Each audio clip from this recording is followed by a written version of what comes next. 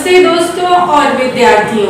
आज बात करते हैं हमारी पृथ्वी के वार्षिक गति के दौरान पृथ्वी की दो स्थिति के बारे में। कौन सी है वो दो स्थिति? वो है अनुसूर्य और अपसौर की स्थिति। पृथ्वी जब अपने निश्चित अंडाकार मार्ग से सूर्य के चारों तरफ चक्कर लगाती है 365 दिन 5 घंटे 48 मिनट 46 सेकंड में, तो चक्कर लगाते लगाते कुछ स्थितियां ऐसी पैदा होती हैं जहां पे पृथ्वी सूर्य से या तो काफी दूर होती है या सबसे नजदीक होती है। यही दो स्थिति के बारे में आज हम चर्चा करेंगे। अनुसूर्य के बारे में बात करते हैं।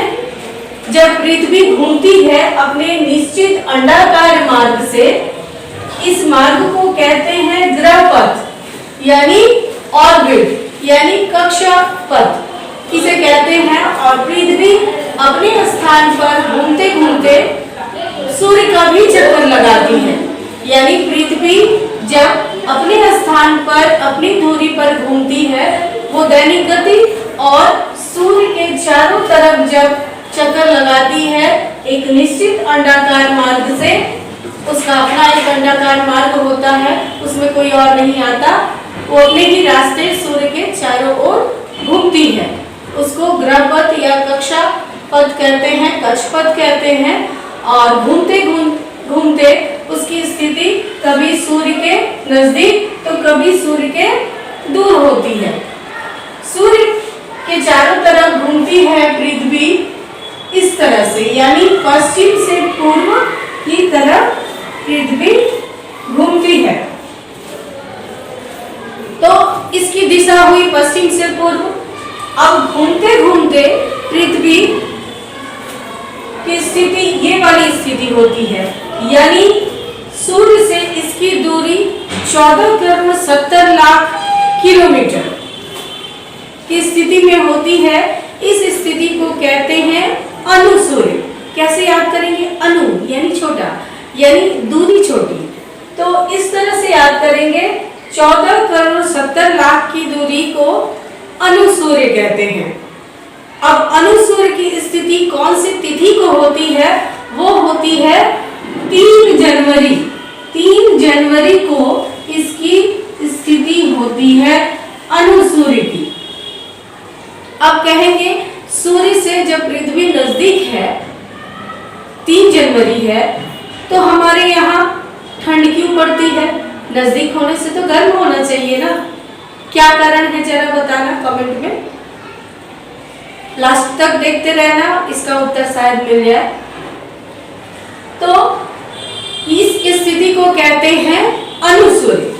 अब पृथ्वी फिर घूमते घूमते पश्चिम से पूर्व घूमते घूमते एक ऐसी स्थिति में आती है जहां पे उसकी दूरी सूर्य से बन जाती है काफी ज्यादा, यानी बहुत सारा डिस्टेंस उसका होता है।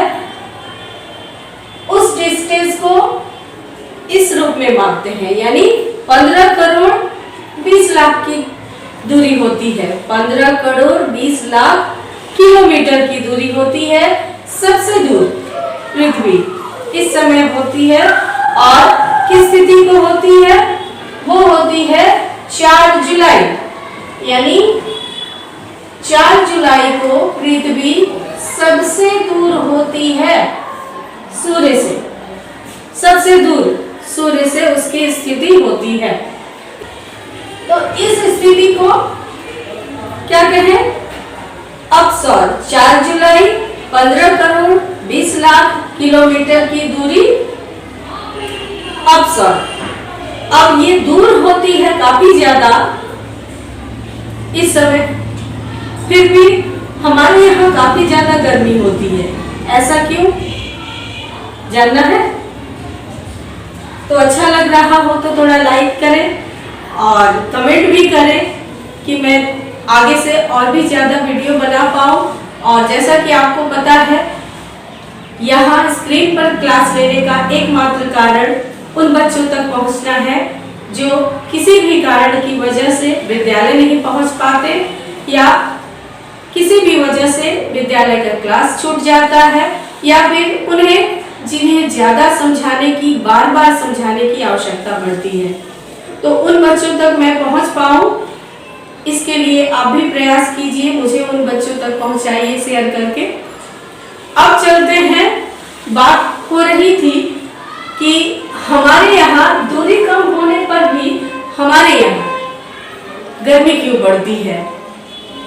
यानी भारत में हम हैं, भारत में, और भारत उत्तरी गोलार्ध में पड़ता है और उत्तरी गोलार्ध में पड़ने के कारण इस स्थिति में सूर्य से पृथ्वी की दूरी कम होने पर भी इसकी स्थिति जो है दक्षिणी गोलार्ध में सूर्य की किरणें ज्यादा पड़ती हैं, सीधी पड़ती हैं, जबकि उत्तरी गोलार्ध में तिरछी पड़ती है, जिस कारण उत्तरी गोलार्ध में इस स्थिति में भी यानी सूर्य से कम दूरी की स्थिति में भी शीत ऋतु पड़ती है, गर्मी नहीं पड़ती है। उसी तरह जुलाई महीना, जून जुलाई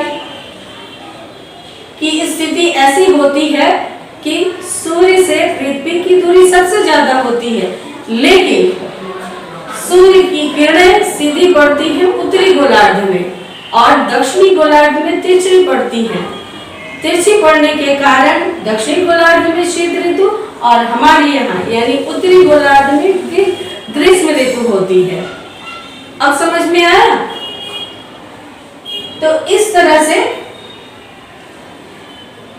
सीधी किरणें पड़ने के कारण उत्तरी गोलार्ध में गर्मी ऋतु दिखाई पड़ती है, महसूस होती है। तो इस तरीके से और भी डिटेल में जानना हो तो कमेंट करके बताना, और समझ में आया हो तो जरा लाइक करना, कमेंट करना।